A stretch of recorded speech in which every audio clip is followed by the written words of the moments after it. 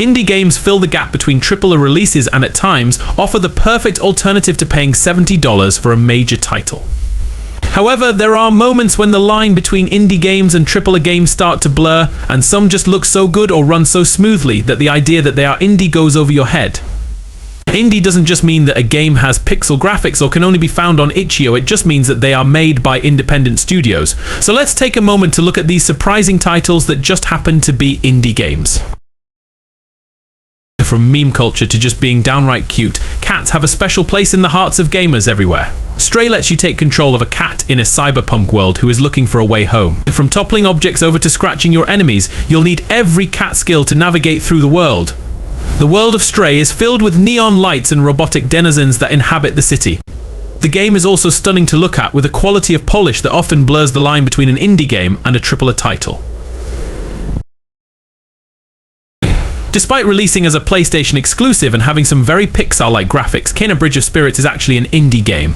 This is because Ember Lab used to focus more on animation. One of their more iconic shorts is based on The Legend of Zelda Majora's Mask.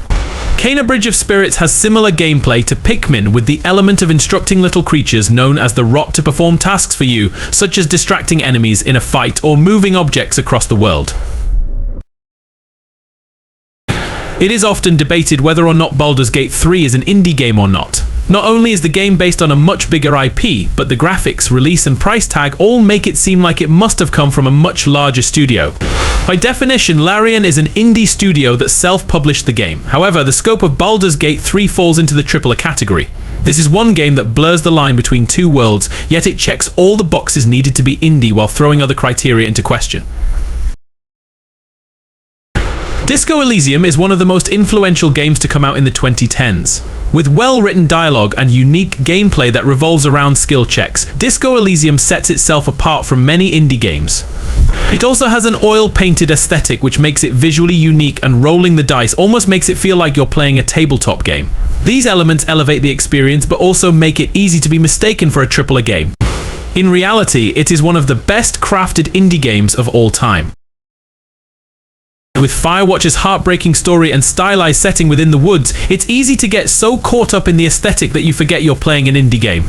This walking simulator lets you patrol the wilderness as a park ranger, picking up items along the way that will help you on your journey. You will also be in constant communication with Delilah, another ranger, as your interactions reveal more about your backstory.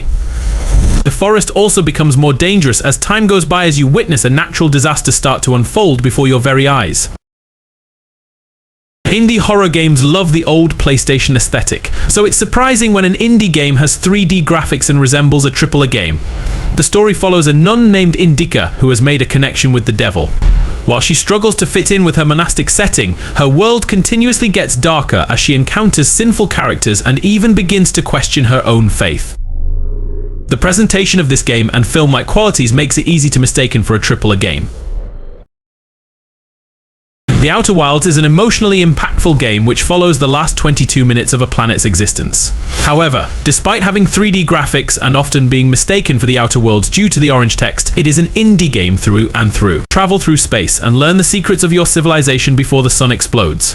While everything resets at the end of each time loop, you keep all the info you have learned. Some areas will also only be accessible during specific times.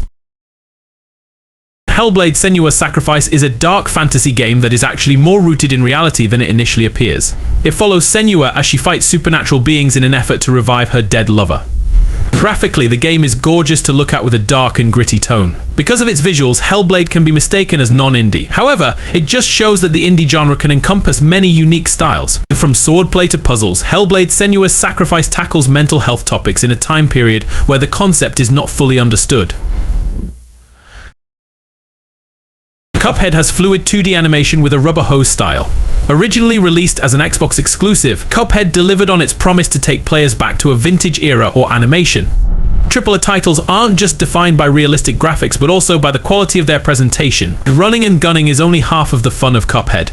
Every boss is an homage to vintage cartoon characters and shorts. They also have unique animations for their attacks and transformations the closer you get to beating them.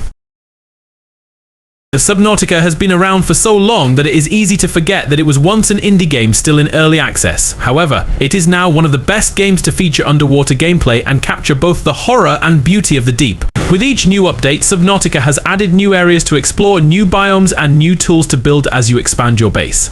The more you expand, the easier it becomes to go on deeper journeys. However, at the end of the day, this is still an indie success story.